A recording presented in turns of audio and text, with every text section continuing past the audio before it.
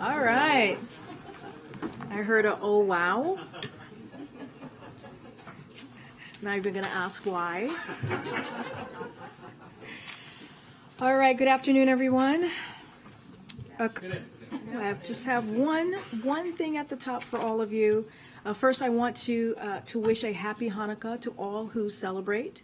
This evening, the President and the First Lady will host a Hanukkah reception at the White House, following a blessing and the menorah lighting. The President will address the rise of anti-Semitism in the U.S. and around the world, and reiterate that we must continue to forcefully reject all form of hate, anti-Semitism, and violence in our country. The President and First Lady will also mark a new tradition, adding the first ever White House menorah to the White House collection, marking the first Jewish artifact to be added to the White House archives, which was made by the White House Carpentry Shop. Last week, the President launched a new effort to develop a national strategy to counter the scourge of anti-Semitism. Earlier this year, he convened a first-of-its-kind summit to combat hate-fueled violence. The President has secured the largest increase in federal funding ever for the physical security and nonprofits, including synagogue and Jewish community centers. With that, Darlene, you want to kick us off? Yes, ma'am. Is there any comment that you'd like to offer on the fact that the January 6th committee has held its final public hearing, is wrapping up its work, is preparing to release the report on Wednesday? So I'll first say, and you've heard me say this many times, and the President as well, we've been very clear from the beginning that what we saw on January 6th was the worst attack on our democracy since the Civil War. And the President has been very clear. Our democracy continues and remains under threat, and we all have a part to protect it.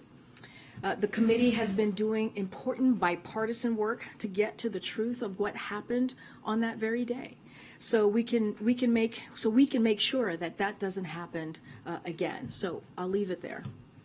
What about the committee's referrals of 4 members of Congress to the House Ethics Committee for ignoring subpoenas to participate in the investigation? So you know what, Darlene, that's a very good question. And what I would say to you is that you would have to ask those very Republicans to speak for their own actions here and have them explain themselves.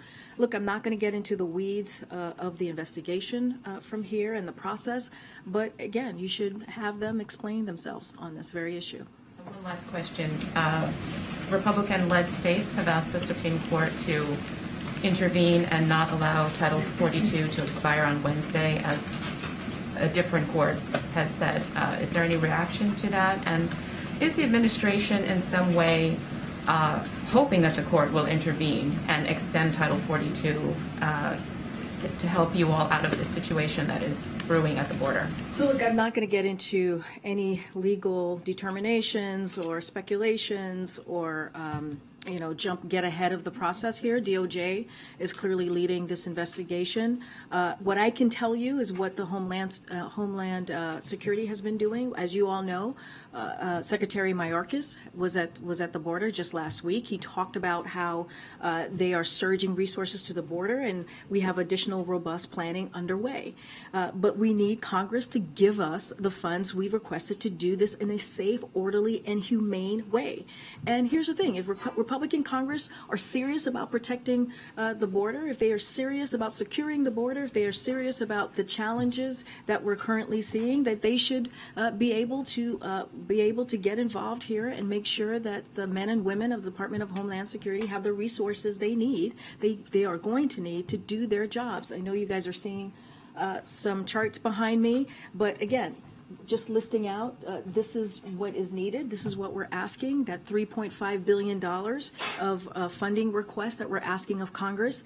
And also, this is what we have been doing to surge resources at the border to deal with, to address when Title 42 has to be lifted on Wednesday.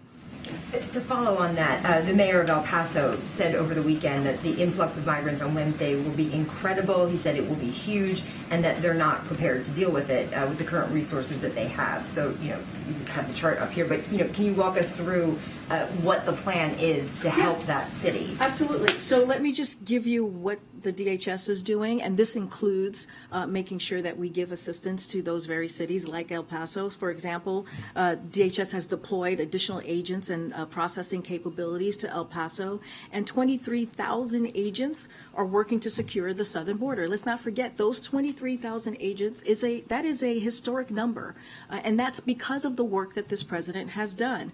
And so that's the most ever that we've ever seen doing this work. And it's in addition to nearly 1,000 Border Patrol processing coordinators, DHS has also put in place technologies like linear ground detection systems and automated surveillance towers, and is increasing security at ports of entry. They're also adding 10 soft-sided CBP holding facilities. But again, we need Congress to provide us the additional resources we've requested to do this in a safe, orderly, and humane way. If they are serious, Republicans in Congress are serious about securing the border, then they should assist in making sure the men and women at the DHS have what they need to get this done. You mentioned surging resources. I had asked you in September specifically about El Paso, and you had said at the time that DHS, the administration, was surging resources to the region, working to quickly decompress the area. Has that surge of resources been maintained for the last several months? And is that sustainable? Now if you're talking about another surge of resources, is that on top of what had already been done in September? And how long can you keep doing a surge like that? So a couple of things. I mean, that's one of the reasons we're asking for additional funding, that $3.5 billion. And look, that scale up air and ground transportation capabilities to move migrants from processing to less crowded Border Patrol sectors and quickly remove them if they don't have a legal basis to remain, as set up additional CBP funding, holding facilities, and speed up the processing time so individuals can have their asylum claims heard faster, hire more than 300 additional agents to join our force of 23,000 agents working to secure the border, secure additional technologies and equipment like automated processing systems, law enforcement radios, upgraded surveillance and inspection technologies, and much more. Increased support for border cities and towns like El Paso. Look, this is why we're asking Congress for this additional funding. Again, if Republicans in Congress are serious, if they want to help the men and women at the DHS, they certainly will assist and get this funding to us to get this additional support and resources to the men and women at the DHS. Karine, is the Biden administration looking at sending migrants to Mexico via the expedited removal process if Title 42 ends? So look, I know there have been a lot of rumors, a lot of speculations. I'm not going to go off of everything. I wouldn't go off of everything that you're hearing quite yet, but we will have some more to share tomorrow, and there will be a call too on these very varying issues. Well, thank you. And there's estimates of 50,000 migrants in Mexico waiting to cross if Title 42 ends. Is that accurate, and would that overwhelm the Border Patrol? So look, I don't have a number for you at this time. What I can say is that we know smugglers will try to spread misinformation to take advantage of these vulnerable migrants. But I want to be very clear here. The fact is that the removal of Title 42 does not mean the border is open. Anyone who suggests otherwise is simply doing the work of these smugglers who, again, are spreading misinformation and which is very dangerous. When Title 42 goes away, as we have to do because of a court order, which is on Wednesday, as all of you know, we will go back to Title 8, which allows a process to make sure that people can make their asylum claims heard. Those who do not have a legal basis to remain will be quickly removed. And so we will continue to fully enforce our immigration laws in a fair, orderly, and humane manner. But again, we need Congress to deliver on the funding that we're requesting from them. Go ahead. The president's been very unequivocal about his criticism toward his predecessor related to January 6th and in the wake of January 6th. But does he agree with the statement from Congresswoman Cheney today that the former president is unfit to hold any office in this country? So look, as it relates to the January 6th committee, we've been pretty clear on here. Right from here, we're going to be very very careful not to politicize this process at all. The committee's work has been substantive and based on facts.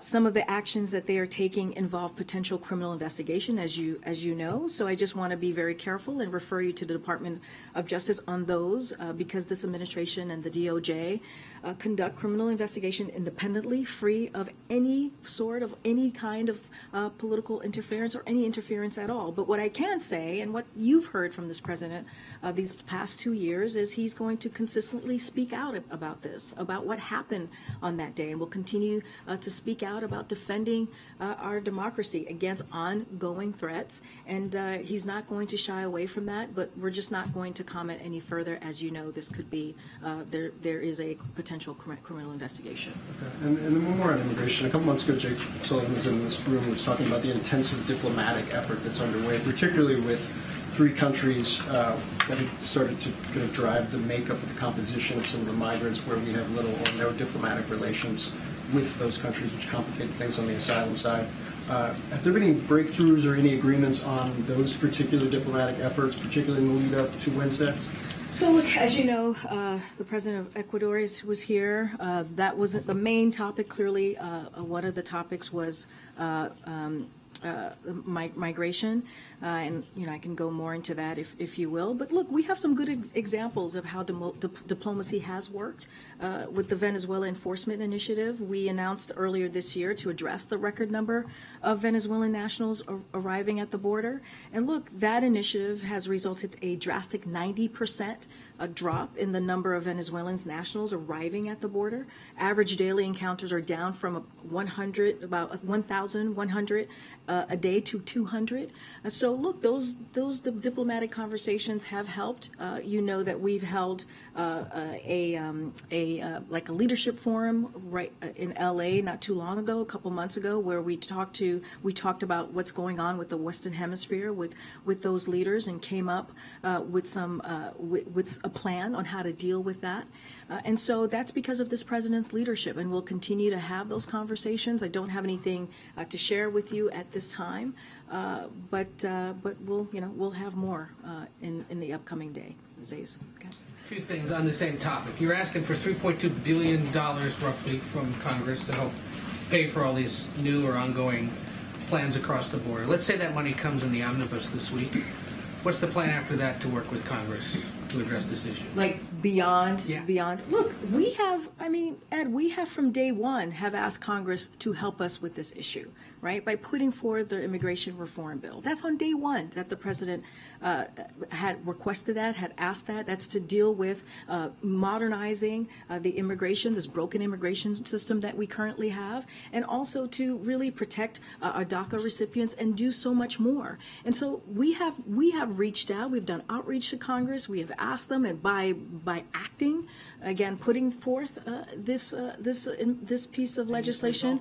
Virtually no change in immigration policy with Democrats in charge. So how's it going to get any easier when Republicans are in charge? Look, again, we've asked for the $3.5 billion. We're going to continue to ask Congress to assist in helping with, especially congressional Republicans, to help us with what's going at the border, if they are indeed serious about doing that.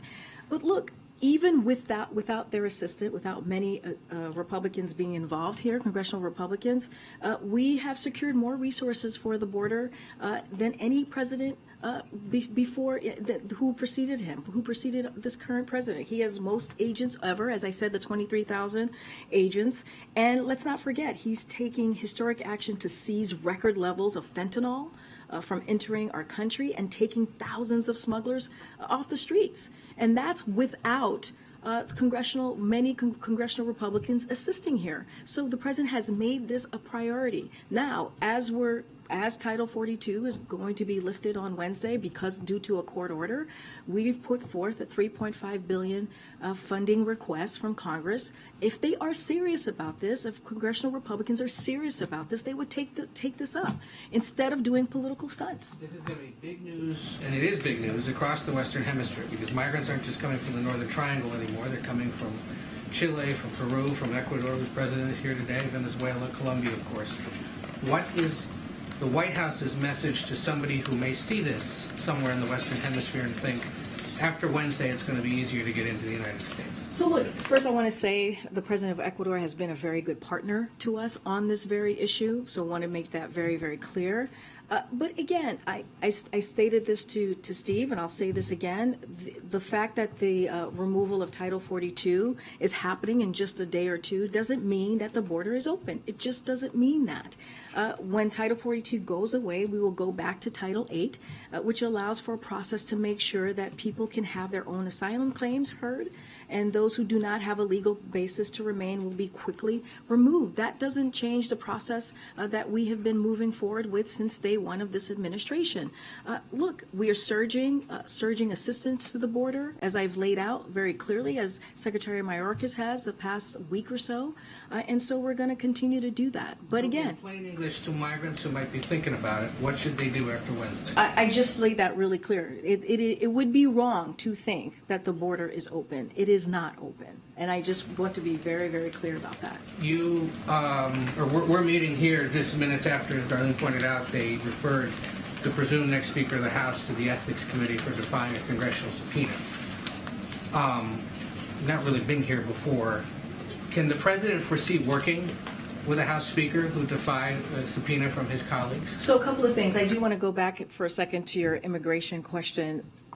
One of the reasons that I want to be very clear that to folks that the border is not open and we will remove using Title 8 is because by not being very clear on that, we are doing the work of the smugglers who are going to put forth misinformation. So we want to be very clear on that piece. Look, the president has said from the, as you know, the president, when he was president, when he was vice president, when he was a senator, he has always been willing to work across the aisle to get things done on behalf of the American people. He said this right after the midterms. We were very clear that we want to continue to work in a bipartisan way. We've gotten more than 200 bills signed by this president that were bipartisan bills. And let's not forget the historic pieces of legislation. Just on Friday, the president was in Delaware talking about the PACT Act, a bipartisan effort that's going to help millions of veterans across the country. Let's not forget, not too long ago, just last week, we were on the South Lawn celebrating gay marriage. And that was also a bipartisan piece of legislation. More than 5,000 people, Americans, were standing outside on the lawn. So we have had those successes. We've had the CHIPS and Science Act, and we have had others, the bipartisan infrastructure legislation. So it can be done. As it relates to McCarthy or any other Republican who, to your question about their role in any of this, I would ask them. This is a question for them to answer about their own actions and for them to explain. When is the president going to sign the NDAA? He's going to sign that later this week. Sign it later this week. You can't identify for us the date. I don't have a date for you. But Can I ask you specifically then, the president's thinking on the fact that this NDAA obviously includes the termination of the military vaccination program? So look, every NDAA, and I've said this a couple times in the past 10 days, has some provisions we support and some we do not. Clearly, the president was opposed to rolling back the vaccine mandate, but we saw that Republicans in Congress decided that they rather fight against the health and well-being of the troops than protecting them. So making sure our troops are prepared and ready for service is a priority for this president. The vaccination requirement for COVID does just that. And while the president opposes this repeal, but with more than 98% of our active duty troops vaccinated, that means that he overwhelming bulk of our force is in compliance with the requirement and remains protected against COVID, because we've seen more than 98% of them are fully vaccinated. So to be very clear, would the president welcome those who left the service or refused to get vaccinated if they now say, I want to serve the United States military? So look, that is something that the Department of Defense has to decide on specific service members. What I can tell you, look, that again, they have a process on how that runs. The Department of Defense, we will let them run that process. What we can say is that, you know, the president, as I mentioned, he's going to sign the NDAA. He was very clear. I was very clear from here about how, you know, how he opposed the fact that congressional Republicans removed a vaccination mandate from that piece of legislation. Let me ask you one more question just to punctuate what we've been saying about what happened on the Hill today. Obviously, we're getting the executive executive summary, getting new details about all of this. I know you don't want to interfere in any form with what the Department of Justice is going to decide. But the fundamental motivation for the president running for office was, as he described it, this battle for the soul of the nation. About 964 people, as I have counted so far, I think is the latest number, have been charged for their role as rioters. But we heard from Jamie Raskin today, ours is not a system of government where foot soldiers go to jail and masterminds and ringleaders get a free pass. If no, quote, masterminds or ringleaders are charged, how does the president sort of view the status of this battle for the soul of the nation? So I'm certainly not going to get ahead of any legal outcome that may come out of it. But look, with the president, I said this just moments ago. He believes that our democracy is still under attack, and that we have to do everything that we can to protect it. He gave two very important speeches on our democracy and where we stand today. And so he believes we have to do everything to protect it. And not only does he believe that, but majority of Americans who exercise their right to vote during the midterms believe the same as well.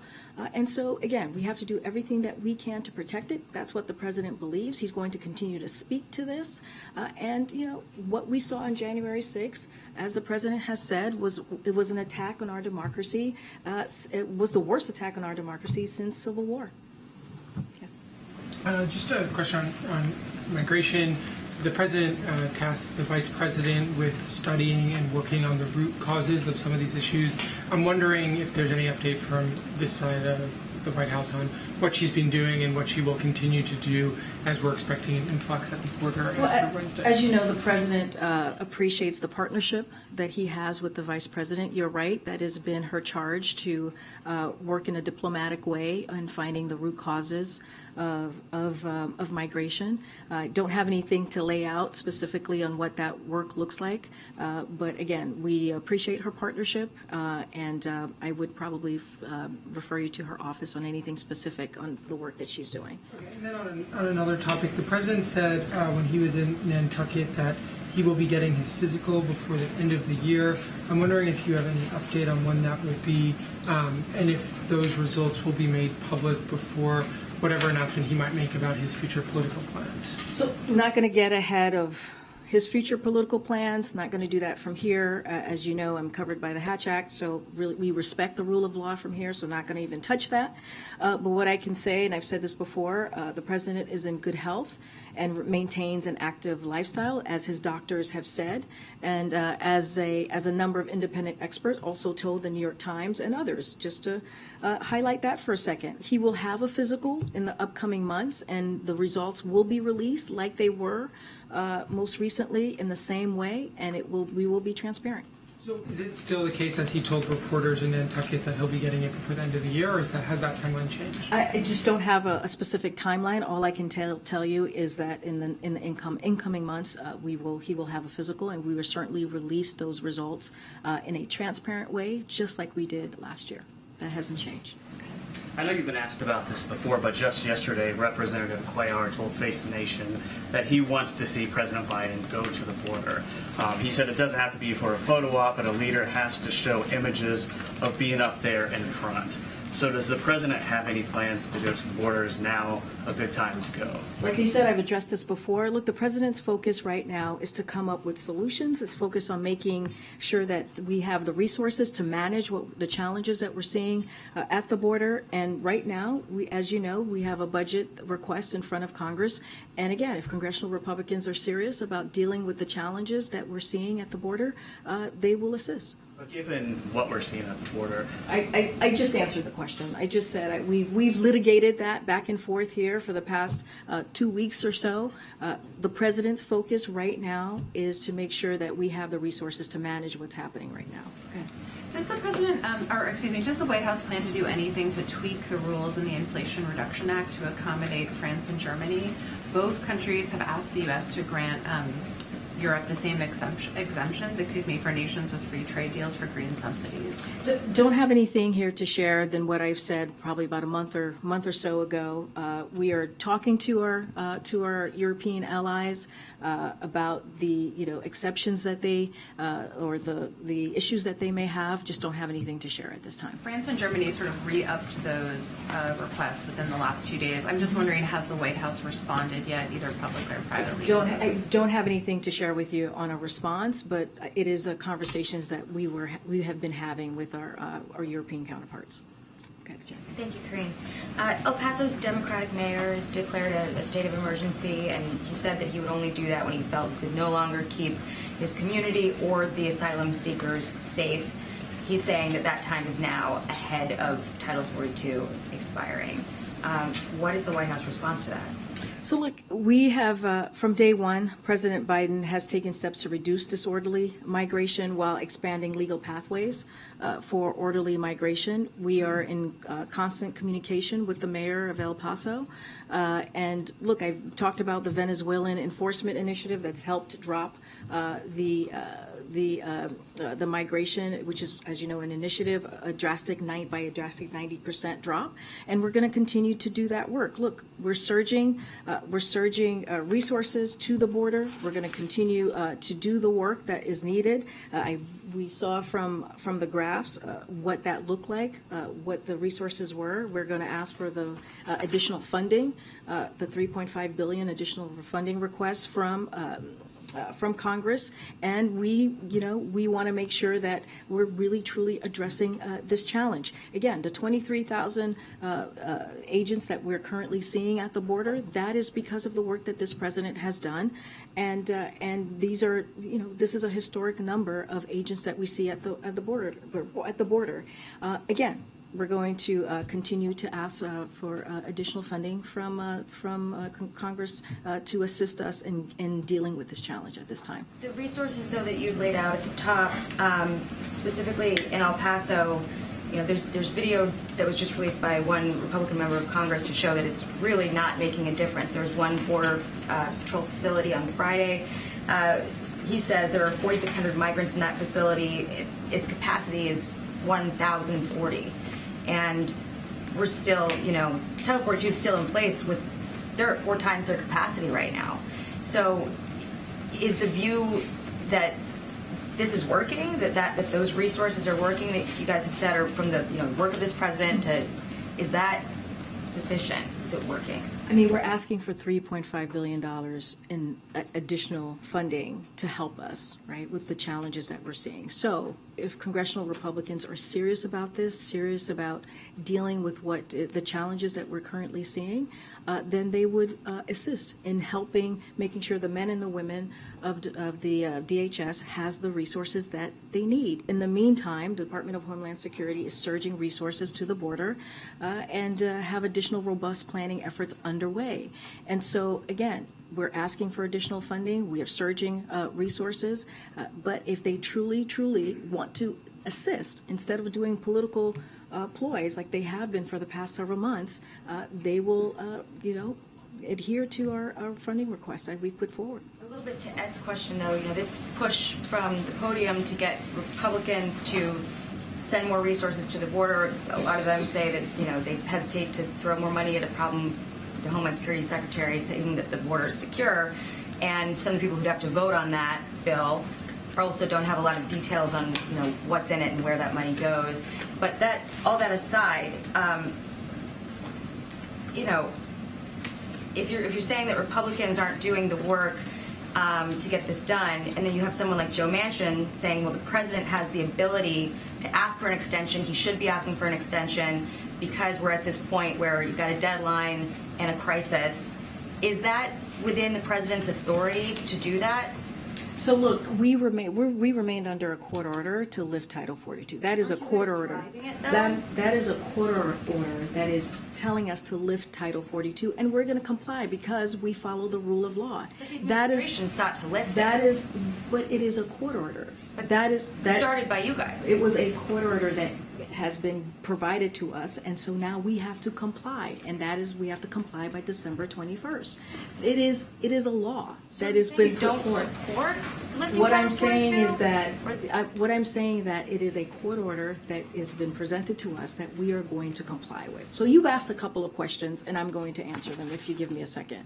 So in the funding request, the $3.5 billion, I've already listed them out. Happy to do them again. You scale up. We want to scale up air and ground transportation capabilities to move migrants to processing to less crowded border patrol sectors and quickly remove them if they don't have a legal basis to remain. Set up an additional CBP holding facilities and speed up the processing time so individuals can have their asylum claims heard faster. Hire more than 300 additional agents to join our force of 23,000 agents working to secure the border. 23,000, that is historic. We've not seen that before. And again, that is because of the work that this president has done, giving historic fundings to the Department of Homeland Security. Secure additional technologies and equipment like automated processing system, law enforcement radios, upgraded surveillance and inspection technologies, and more. Increase support for border cities and towns like El Paso. So the $3.5 billion, there is a plan for it. There is a way forward in getting the resources that the men and women of the Department of Homeland Security need to do the work at the border. But what we have been hearing from Republicans and seeing from Republicans in Congress is political ploys. They're not assisting. They're not offering any assistance. Many of them are not. And so we are asking right now, if they are serious about this, they are serious about dealing with the challenges, then they would adhere to our funding requests. And I want to be really careful. Again, look, Title 42 is going to be lifted. Yes, it will. But we are going to move to Title 8. The border is not open. And so I want to be very clear about that because we were doing the smuggler's job if we spread misinformation. And so, again, just want to be very clear about that, and so I'm going to move on. Okay. Karine, with regards to Manchin, just to put a fine point on it, because he did go on to say that I think the administration is doing that or will do that with regards to an extension. There are no plans to ask for any sort of an extension. Is that what you're saying? What I can tell you is we are required by court order to lift Title 42. That's December 21st, and we're going to comply with that order. Any other additional questions about any legal actions, I would refer you to Department of Justice. And you've said that the border is not open. You said that a couple times. Will the president deliver that message in person next month in Mexico at the North American Leaders Summit? Again, I don't even have a trip to announce at this time today. All I can tell you is that we are in plans and conversations, so don't even have anything to confirm to speak to a hypothetical. Go ahead. President Putin traveled to Belarus today. Does the administration have any concerns that there might be additional collaboration between the two countries? Any concern that Belarus may be providing additional military support to Russia? So we have long been concerned by Belarus's role in Russia's aggression. Belarus has enabled Russia's war against Ukraine, providing support for Russia and allowing Belarusian territory to be used as a staging ground for Russian forces. Look, we continue to monitor Russia's force posture closely. That's something that we have been doing and will continue to do, including in Belarus, and remain in close contact with Ukraine as they valiantly defend themselves against Russia aggression. So we're continuing to do that. China acknowledged their first two COVID-19 deaths since they changed their strict pandemic control policies. Does the administration have any concerns that this change could affect the global supply chain, the global economy, and has the U.S. been in touch with China? So I don't have anything to read out on any conversation with China. Clearly, all of these things as it relates to the economy, we keep a close eye on. But as you know, we are just not going to comment on China's policy. What we're focusing on right now is making sure that that Americans across the country get the new vaccine. We know the tools that work to protect us from COVID, and so we're going to continue to speak directly to the American people on what those tools are. And again, we encourage Americans to get that new vaccine, especially ahead of the holidays. Yeah.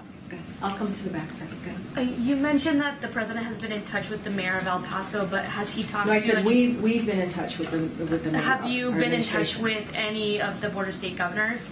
I don't have any calls or readouts to provide on any particular conversations, but because we have an intergovernmental affairs shop, and clearly they tend to be in close touch with mayors and governors across the country. Just don't have anything to provide for you at this time. Hunter? I'm interested, so how important does the president think it is to get the Electoral Count Reform Act passed, in these final days of Democrats away in the House? What message would it send to pass that ahead of the second anniversary of January 6th? So I think we've been very clear on that particular piece of legislation. We support it. We continue to believe this is a priority and has seen bipartisan support, as you know, in both the House and the Senate. And we hope Congress acts and sends this to the president's desk. Thanks, Karine. Oh, you want to go first? I'll go next. Thank you so much. Yeah. Very happy questions. Some follow-up on the COVID in China. Dr. Fauci has said that he worries about the new relaxing of the zero COVID policy going to result in a new wave of infection in China and result in new variants. Is the United States considering any, precautions like, the travelers from China had to produce like a negative result test in the coming month? So it's the way that we see it is it's important that countries focus on getting people vaccinated and making testing and treatment easily accessible. And so we continue to carefully monitor the state of the pandemic globally so that we can continue to stay ahead of it. We've always heard us say that we want to be 1 foot ahead. And so don't have anything more to share on any specific, policy as it relates to China. Second question. So on the same day when Twitter banned several journalists' accounts last week, and one of the Chinese human rights activists who's based in Seattle, her Twitter accounts were also banned and without any warning. So does the White House worry about this trend to reporters and activists, the voices being affected on the internet? You're talking, say that one more time. Yes, so her name is Wang Qipeng. She's a Chinese human rights activist based in Seattle.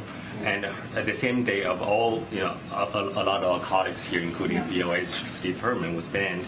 Her account was permanently suspended without a warning. So, like the reporters and human rights activists, their voices being affected on the internet. Is that a trend that the White House is worrying about? So social media companies, they make their own independent decisions about content moderation, but our support for free speech and free press is well documented. Twitter, as you know, is a private company, and they will make their own decision on content moderation. But our support, again, for free press and free speech has been well documented, and so I'll leave it there. Karine, could I go? Oh, go ahead. Thanks. I wanted to ask there's about 100 nominees that are under consideration in the Senate that have not yet been confirmed this year. What's the plan going into next Congress if you can't get them all confirmed this week? Will you renominate them all? So look, clearly our nominees are important. The renomination process is clearly important, but I know that people have questions on this. I've gotten it a couple of times, but we just don't have more information to share on what we will do. But right now, we do not have any updates to preview at this time.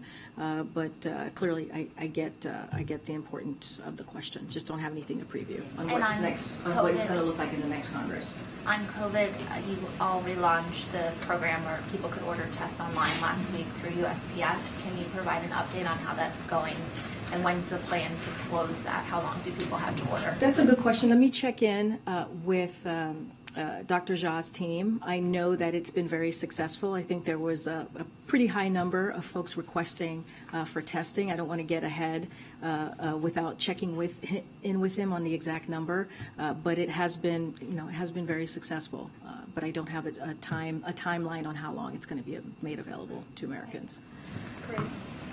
The latest Twitter files show that the intelligence community was actively involved in discrediting the Hunter Biden laptop story. Does it bother the president and those at the White House that a government agency like the FBI was involved in suppressing a legitimate news story? Again, I'm just going to refer you to the FBI. I'm not going to comment from here about that.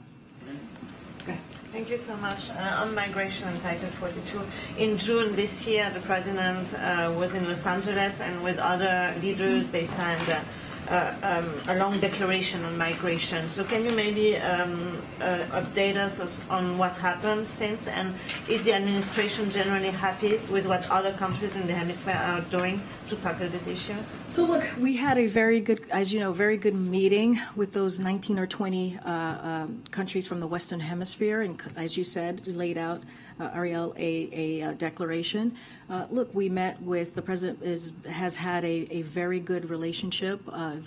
President of Ecuador was here. They've been a very good partner on dealing with the migration issue. We've talked about the Venezuela initiative.